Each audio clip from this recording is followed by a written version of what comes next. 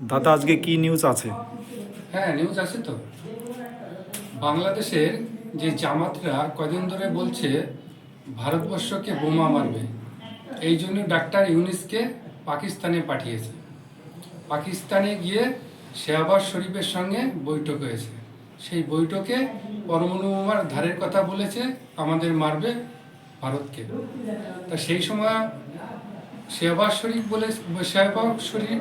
বলেছে যে আমাদের যে পরিস্থিতি, ডাল চাল গম যে ক্রাইসিস অবস্থা, সেটা তো দিতে পারবো না, আর বোমাটাও দিতে পারবো না। কারণ বোমাটা দিলে পারে পৃথিবীর থেকে বিভিন্ন দেশের চাপ আসবে।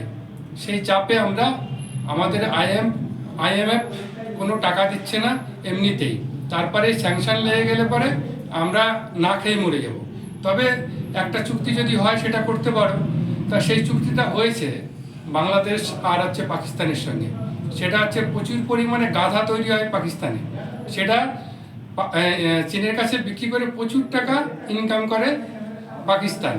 তা বাংলাদেশকেও পরামর্শ দিয়েছে ডাক্তার ইউনূসকে, ওরা চুক্তি করেছে যে এই গাধা নিয়ে যান, প্রোডাকশন করুন বাংলাদেশে গিয়ে, 100 বছরে প্রচুর গাধা হবে, সেটা চীনের কাছে বিক্রি করে যে টাকা হবে সেই টাকা দিয়ে পরমাণু বোমা বানিয়ে ভারতের উপর ফেলবে। এই চিন্তা ভাবনা নিয়েই আর কি চুক্তিটা হয়েছে। সেটা সেই চুক্তি স্বাক্ষরিত হয়েছে, সেটা ইউনূস স্বাক্ষরিত করে বাংলাদেশে ফিরছে।